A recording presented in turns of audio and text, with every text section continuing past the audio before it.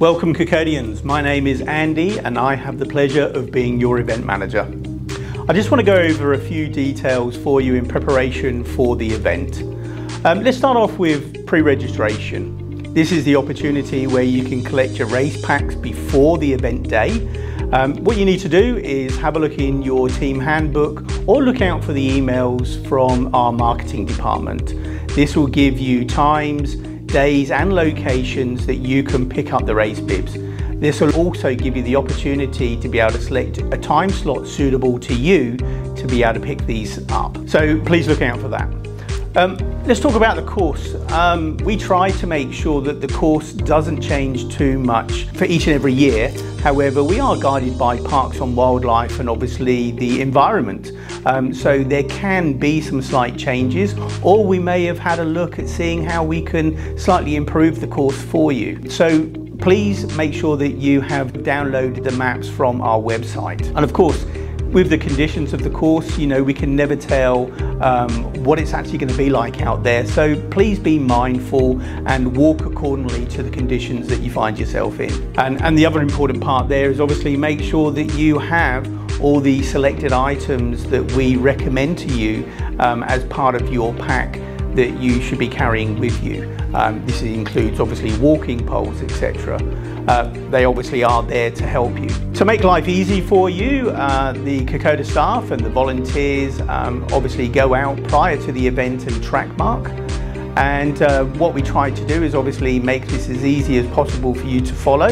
So obviously you are looking out for the tree tinsel, red being the longest distance, yellow being the middle distance and blue being the shortest distance.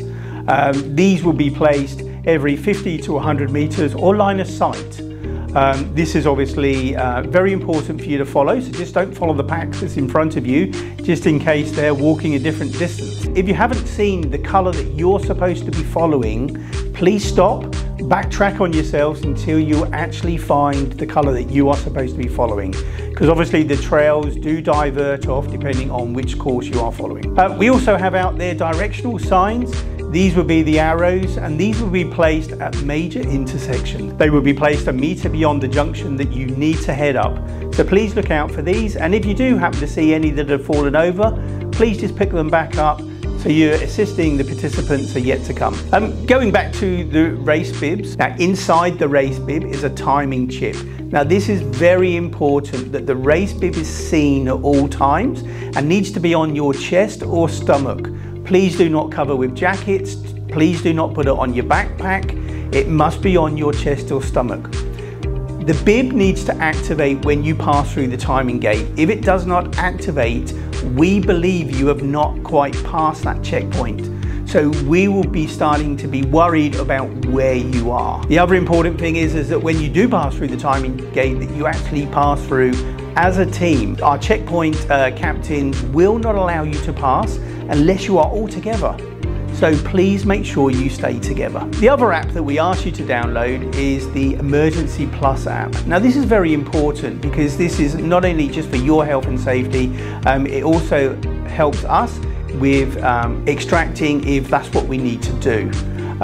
The app is there. Now obviously if it's a medical emergency, please call 000 because that's the procedure that we want you to follow. But inside the race bib, there is also a mobile contact number to our control room. So what you can do is call 000 and get the ambulance activated, but then you can call our control room and they will also help you because we do have ambulances on standby at our events. We also have qualified paramedics at each checkpoint and also roving in their own ambulance. Now the app, when activated, will generate some words, and these are the words that our control room will require from you. This actually pinpoints you to within a metre square anywhere within Australia. In addition to the Emergency Plus app, we also have waypoints out on the course. Now these are letters of the alphabet, and if you can remember which was the letter that you last passed, that will give us an indication of where you roughly are out on the course. Now, in addition to everything that I've mentioned, obviously we have our checkpoints and we have our lovely volunteers, as I've previously mentioned. Now, at these checkpoints, you will not only have toilets, there will also be water stations and paramedics. Now the waters is kindly donated by the Spring Waterman, and they've been assisting us now for over 10 years, and this year they will donate in excess of 14,000 litres of water. So as you can see, it's very important to stay hydrated, and we are very grateful for them assisting us each and every year. So let's talk about the rules of the event. It's very important that as a team you stay together, or at least in line of sight of each other. If your team numbers do happen to reduce, you must join another team and walk with them. This is for your health and safety. If you cannot or will not join another team, then we have no choice but to ask you to withdraw from the event. I know this is a timed event, but getting to the end together is the most important part for you guys. School teams, you must always have an adult leader with you. You can't just go off and walking by yourself. The adult leader must be with you at all times. If you feel the need to withdraw from the event, try and do this at a checkpoint, because it makes it easier for us to actually extract you and get you back to the event village and back to your loved ones. With withdrawing, we have a process in place for if you are under 18 years of age, the appropriate adult that is walking with you must sign you over to our Kokoda staff. They won't just go into a vehicle unless they have been signed over. All of our staff and all of our volunteers have blue card registered, and so this is the way that we can make sure that everyone is safe during our event. In previous years, some participants have decided enough is enough and called an Uber and just left the course. You can't do this. It's very important. You are our responsibility while you're out doing the Kokoda Challenge event, and we take our responsibility very, very serious. So we need to know where you are. If you are wanting to withdraw, we need to know so as we can check you off and make sure that you are vacating the event safely. So as you can see, we will arrange for you to be collected if you've withdrawn, and we would return you to the event village. However, if you are doing the longer distance and there is a support crew and you are withdrawing before the support crew checkpoint, we will actually move you forward so you can then be with your support crew. If you happen to withdraw after the major checkpoints, you will then be returned to the event village. Now this is one bit that I don't necessarily like talking about, but it is very, very important, and it's reasons for disqualification. As I'm sure you would be aware, we don't like to do this, but we must have boundaries in place. For you to be able to do everything by the book for us, you must stay together as a team. You must go through the checkpoint as a team.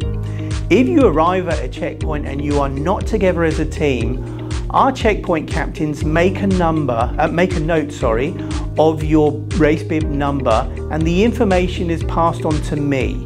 If this continues to happen, then I will meet you at one of the checkpoints and ask you to withdraw from the event. Now, I've never had to do this before, and I don't want to ever have to do it, because I trust and believe in all of you guys to abide by our rules and regulations.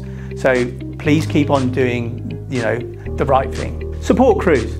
As I said, we have major checkpoints, and this is where the support crew are there to help and assist you, to give you warm clothing, dry shoes, or a bit of love if you're struggling. This is where obviously your support crew, and only your support crew, are allowed to be there. So please just again abide by our rules and regulations. Now the other important things, as I said, about the adult supervisor staying with anyone under the age of 18, because this is very important.